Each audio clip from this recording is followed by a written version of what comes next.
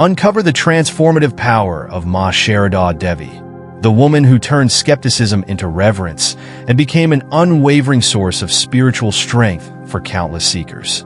Join us as we explore her remarkable journey from underappreciation to veneration as a divine force in her own right.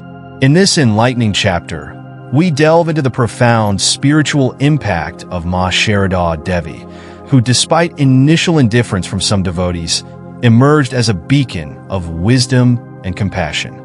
Guided by Sri Ramakrishna, she embraced her role as a spiritual teacher, sharing sacred mantras and offering solace to all who sought her guidance.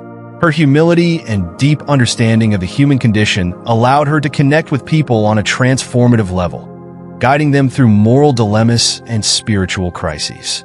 As we uncover the layers of her character, witness how this seemingly simple woman commanded immense respect and adoration, becoming a vital spiritual force within the Ramakrishna order. Chapter 13. As a spiritual force. There were some devotees who at first would not give much importance to the Holy Mother. Sri Ramakrishna might have been a great saint, but his wife did not necessarily share his greatness, was their critical attitude. But gradually, as the spiritual personality of the Holy Mother began to unfold, these people had to change their opinions, and their indifference was transformed into great reverence. Sri Ramakrishna used to say that the sergeant's lamp keeps the sergeant himself in darkness, but throws light outside. So to her relations, though the Holy Mother was not worth much more than the worldly advantages she could offer, her spiritual influence spread far and wide. People from all quarters would come to her for solace, guidance, spiritual instruction, and initiation. Sri Ramakrishna knew that she would have to do this work in continuation of what he had started, so he gave her special training in that direction. He taught her some mantras, seeds of spiritual growth, made living by his sadhana, which she might give to her future disciples. These she gave unreservedly, while Sri Ramakrishna himself would be very particular in choosing a disciple. The Holy Mother, prompted by her motherly heart, could hardly refuse anyone the favor. Swami Premananda, an intimate disciple of Sri Ramakrishna, once remarked, "The poison which we cannot assimilate, we send to the Holy Mother." He meant that the people whom they could not control or reform were sent by them to the Holy Mother. And invariably, they would turn over a new leaf after receiving her blessings. For a real guru, to give initiation means receiving the sins of the disciple on himself. The Holy Mother was conscious of this. She had to pay dearly for making innumerable disciples by accepting physical suffering and ailments. But she could not resist the desire to help others. An attendant once argued with the Holy Mother about the desirability of her not giving initiation, as that brought disease on her. At this she remarked, "Did the master come only to eat rasagala, a kind of Bengal sweet?" Thereby she meant that she also was not born simply to enjoy the sweet things of life. It was not for nothing that people flocked to her. Innumerable are the persons who got infinite strength from a single utterance from her lips. Many are the lives which by her influence she saved from a moral crash or a spiritual downfall. She knew how to be equal to the occasion. Outwardly, her mode of life was almost similar to that of other women in the village. There was not much to distinguish her. But at times she would rise to her spiritual height, to the wonder and amazement of the people concerned. "One who has got blessings from me need not worry about final liberation. I and the Master are one. If you meditate on me and remember me, that will be enough." Utterances like these would come from her lips when a disciple was found wavering or in distress. Such utterances seemed all the more wonderful when one remembers that she was humility itself and that there was not the least trace of egotism in her. In talks and conversations with her, one would always get the impression that she felt she was nothing. The Master was everything. Her unassuming behavior was so very natural and spontaneous that at times those who were with her felt as if she was no more than a child. Even in her advanced age, when thousands of people looked to her for guidance, not only in the perplexing situations of this life, but also to solve the problems of the eternal life. A jewel has different values for different persons. What place the Holy Mother occupied in the spiritual sphere was difficult for ordinary persons to judge.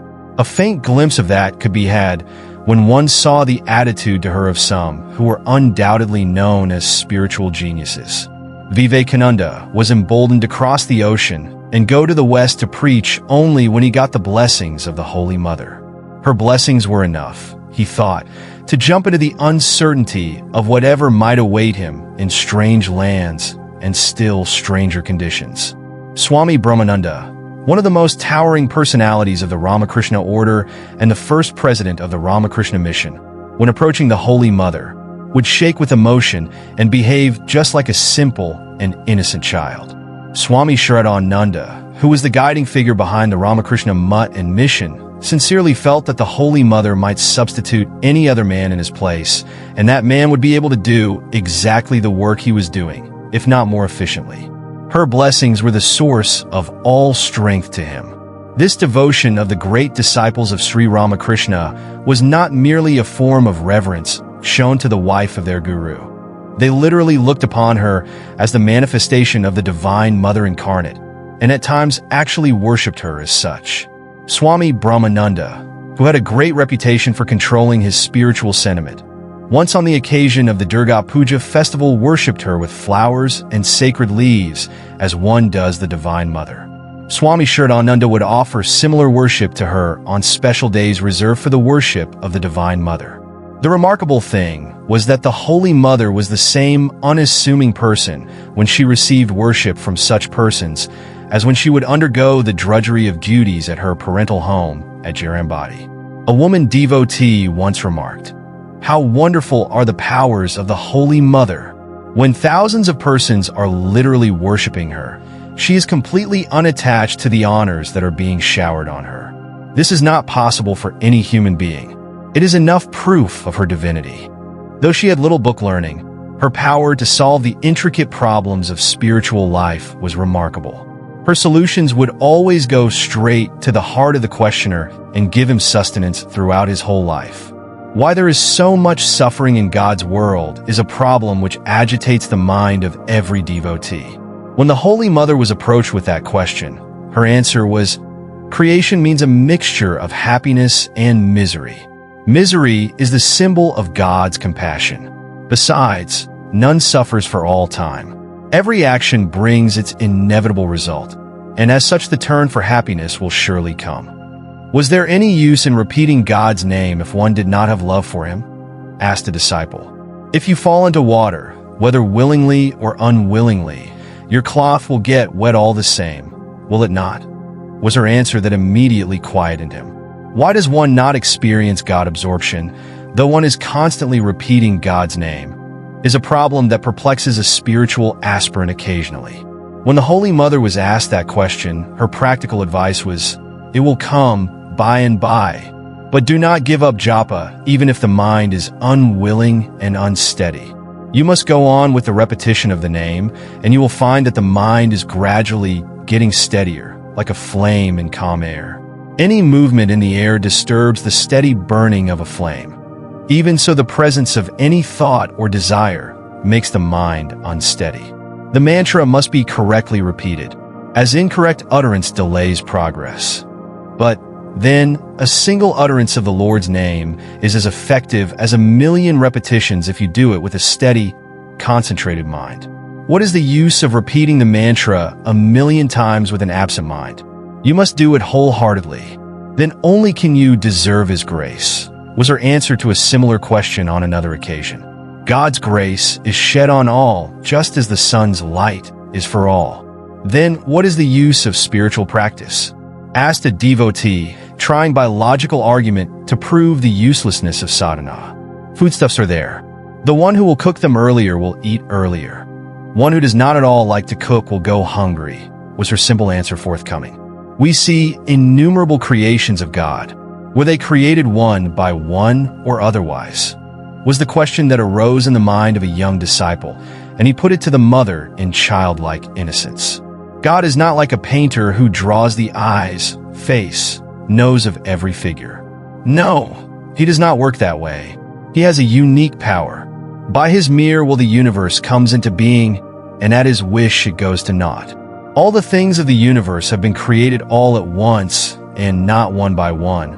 was her answer to that difficult philosophical problem. Among the disciples of Sri Ramakrishna, Girish Chandra Ghosh had argumentative powers and a combative nature only second to those of Swami Vivekananda.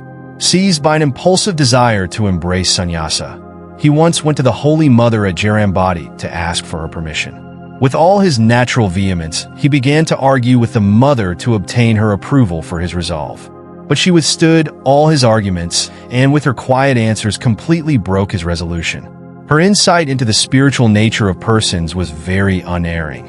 An important member of the Ramakrishna order went to her for initiation when young. For long he had been worshipping a particular deity as his chosen ideal, but the mother gave him a different ideal. When he said that he had for a long time been worshipping another ideal, she replied quietly, "No, that is not the ideal for you. Follow what I have given." And in a short time, the disciple found her words to be true. The same disciple, some time later, suffered from brain fag as he had strained too much in spiritual practices.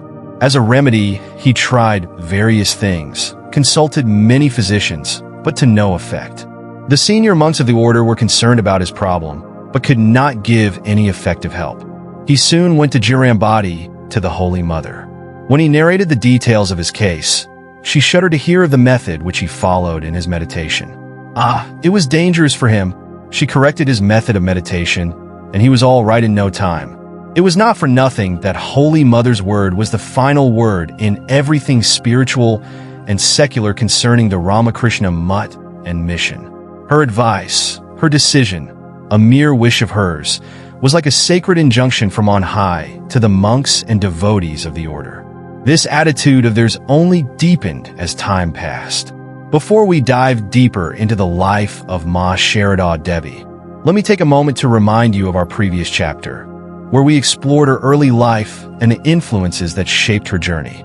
If you haven't already, be sure to check it out to understand the foundation of her incredible spirit. Understanding her beginnings enriches our appreciation of her later years, where she emerged as the all-loving mother to all.